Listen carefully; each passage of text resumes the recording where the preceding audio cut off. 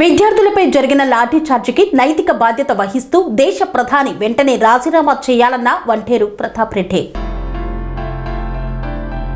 విద్యార్థులపై జరిగిన లాఠీ చార్జికి నైతిక బాధ్యత వహిస్తూ దేశ ప్రధాని వెంటనే రాజీనామా చేయాలని ప్రజాస్వామ్యాన్ని కూనీ చేస్తున్న కేంద్రంలోని నరేంద్ర మోదీ ప్రభుత్వం నరేంద్ర మోదీకి వత్తాసు పలుకుతూ అండగా ఉంటూ మరో నేపాల్, శ్రీలంక, బంగ్లాదేశ్ లాంటి పరిస్థితులు రాకుండా నరేంద్ర మోదీని కాపాడుతున్న రాహుల్ గాంధీ ఢిల్లీ జంతర్ మంతర్ వద్ద విద్యార్థులపై జరిగిన లాఠీ చార్జిని తీవ్రంగా ఖండిస్తూ చలో ఇందిరా పార్క్ కార్యక్రమానికి పిలుపునిచ్చారు వంటేరు ప్రతాప్ రెడ్డి. బీజేపీ, కాంగ్రెస్ పార్టీ నాయకులు ఒకరి కార్యాలయాలను ఒకరు ముట్టడిస్తూ దొంగలు కలిసి ఊర్లు పంచుకున్నట్లుగా దేశ ప్రజలను తప్పుదోవ పట్టిస్తూ ప్రజాస్వామ్యాన్ని కూని చేస్తున్నారన్నారు. కేంద్రంలోని నరేంద్ర మోదీ ప్రభుత్వం విద్యార్థులకు ప్రతి సంవత్సరం 2 కోట్ల ఉద్యోగాలను ఎగ్గొడుతుంటే రాష్ట్రంలోని అసమర్థ రేవంత్ రెడ్డి ప్రభుత్వం 2 లక్షల ఉద్యోగాలను ఎగ్గొడుతున్నారని, విద్యార్థులకు ఫీజు రియంబర్మెంట్, స్కాలర్షిప్లు విడుదల చేయడం లేదని ధ్వజమెత్తిపోశారు. ఈ సందర్భంగా వంటేరు ప్రతాప్ రెడ్డి మాట్లాడుతూ కేంద్రంలోని నరేంద్ర మోదీ బీజేపీ ప్రభుత్వం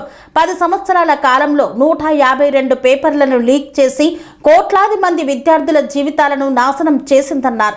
వందల మంది విద్యార్థుల ఆత్మహత్యలకు కారణమైందని, వేలాది మంది విద్యార్థుల కుటుంబాలు రోడ్డుపాలయ్యాయని మండిపడుతూ దీనికి నైతిక బాధ్యత వహిస్తూ దేశ ప్రధాని నరేంద్ర మోదీ వెంటనే రాజీనామా చేయాలని డిమాండ్ చేశారు.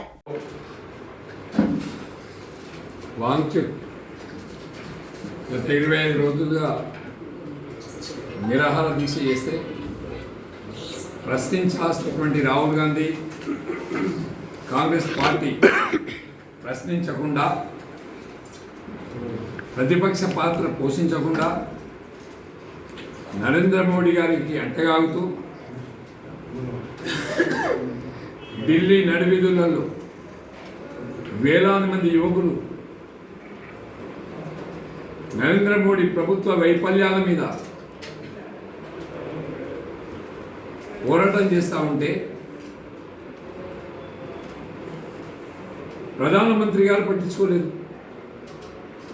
ప్రధాన ప్రతిపక్షము పట్టించుకోలేదు. పార్లమెంట్ ముట్టడి పెడితే పోలీసు మిలిటరీని పెట్టి మహిళలను చూడకుండా విపరీతంగా లాఠీ చార్జ్ చేయడం, చాలామంది హాస్పిటల్లో అడ్మిట్ చేయడం, కేసులు పెట్టడం, జైల్లో పెట్టడం, ఇది నరేంద్ర మోడీ గారి నైతికత.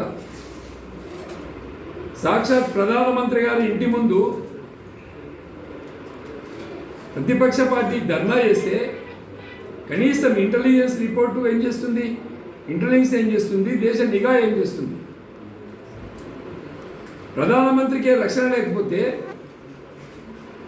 ప్రధానమంత్రి ఇంటి ముందు ధర్నా చేయడమే చేసేవరకు సోయి లేకపోతే మరి ప్రధానమంత్రి ఎందుకు నైతిక బాధ్యత వహిస్తూ ప్రధానమంత్రి గారు రాజీనామా చేయాలి. నీ ఇంటి ముంగడ ఏం జరుగుతుందో నీకు తెలియదు, దేశ సరిహద్దుల్లో ఏం జరిగితే దేశ రక్షణ నువ్వేం చేయగలుగుతావు? ఇలా కాంగ్రెస్ జనతా పార్టీ ఉద్యమ స్ఫూర్తితో పనిచేస్తూ ఉంటే, నిరాహార దీక్షలు చేస్తూ ఉంటే, ఎక్కడ శ్రీలంకలో జరిగినటువంటి ప్రధానమంత్రి దెంకపోయినట్టు, నేపాల్లో దెంకపోయినట్టు, లేకపోతే బంగ్లాదేశ్లో ప్రధానమంత్రులు దెంకపోయినట్టు ఇలా నరేంద్ర మోడీ కూడా అదే గతి పడుతుందని భయం పుట్టుకొని ప్రధాన ప్రతిపక్షంతో కుమ్మక్కైపోయి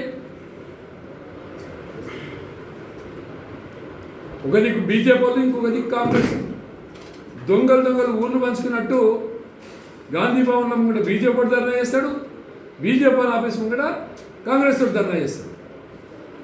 దేశంలో ప్రజలమి చెవులలో పూలు పెట్టుకుని కూర్చోలే, యువకులు కానీ నిరుద్యోగులు కానీ వీళ్ళంతా చెవులలో పువ్వులు పెట్టుకోలే.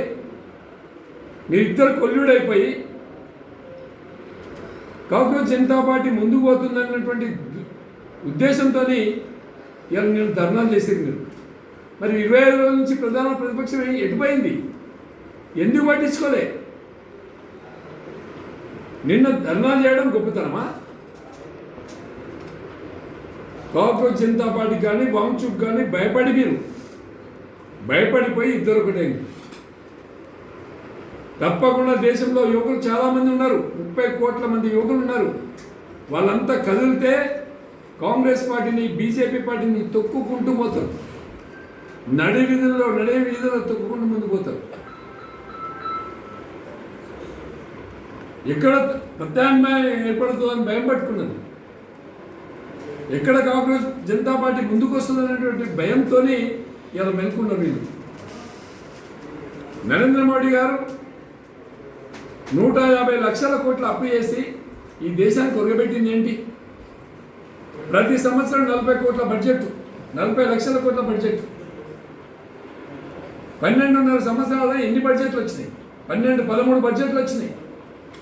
ఒక బడ్జెట్కి 40 లక్షల కోట్లు, 150 లక్షల కోట్ల అప్పు, దాదాపు 600 లక్షల కోట్లు నరేంద్ర మోడీ గారి కంట్రోల్లో ఉంటే ఈ దేశంలో ఒక రిజర్వాయర్ ఇచ్చినావా, ఒక ఇండస్ట్రీ తెచ్చినావా, ఒక ఆల్టర్నేట్ రోడ్ వేసినావా, నిరుద్యోగ వ్యవస్థను నిర్మూలించినావా, పెంకుటిల్లు లేని దేశాన్ని తయారు చేసినావా, పేదరికం లేని దేశాన్ని తయారు చేసినావా? ఏం చేసినావు? ఏం మరగబెట్టినావు? ఏ దేశంతో నీ కాంపిటీషన్? ఎక్కడా కాంపిటీషన్ లేదు. ప్రతిపక్షాలని బెదిరించాలా, ఈడీ దాడులు చేయాలా, ఐటీ దాడులు చేయాలా, పనికిరాని కేసులు పెట్టాలా? దరిద్రమైనటువంటి ప్రధానమంత్రి ఈ దేశానికి దాపరించింది. రాముని పేరు చెప్పి ఓట్లాడుకుంట్రి, పాకిస్తాన్ పేరు చెప్పి ఓట్లాడుకుంట్రి, సర్జికల్ స్ట్రైకులు చెప్పి ఓట్లాడుకుంట్రి. కానీ దేశంలో ఉండే యువకులు ఆలోచిస్తున్నారు, ఇలా ఈ దేశానికి ప్రధానమంత్రి 12.5 సంవత్సరాల కాలంలో చేసింది ఏంటి అని. ప్రతి వ్యక్తి కూడా ఆలోచించాలి. దేశభక్తి అంటే రాముడిని మొక్కు, దేవుడిని మొక్కు, ఓకే. దేవుడికి దేశభక్తికి సంబంధం లేదు.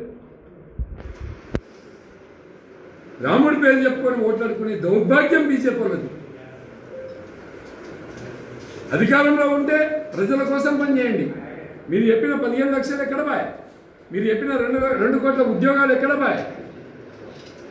ఈ దేశానికి ప్రధానమంత్రి మార్క్ ఏంటి? బీజేపీ నాయకులు చెప్పాలి, దొంగలు కాంగ్రెస్ వాళ్ళు చెప్పాలి. స్వతంత్రం వచ్చి 85 సంవత్సరాల కాలంలో కాంగ్రెస్ బీజేపీ ఢిల్లీలో ఉండి ఒరగబెట్టింది ఏంటి? ఇప్పటికీ సకల సంపద కలిగినటువంటి భారతదేశంలో దరిద్రం కొట్టుమిట్టాడుతుంది. పెంకుటిల్లు, పేదరికం, నిరుద్యోగం, అవినీతి, అక్రమ సంపాదనలు వెల కట్టలేనని. ఇప్పటికైనా ప్రధానమంత్రి గారు నీకిత మానవత్వం ఉంటే ఆలోచించి నువ్వు రిజైన్ చేయాలి. ఫస్ట్ ఈ దేశ రక్షణ కోసం రిజైన్ చేయండి. యువకులు చాలామంది ఉన్నారు, ముందుకు వస్తారు. కాబట్టి మేము రేపు ఇందిరా పార్క్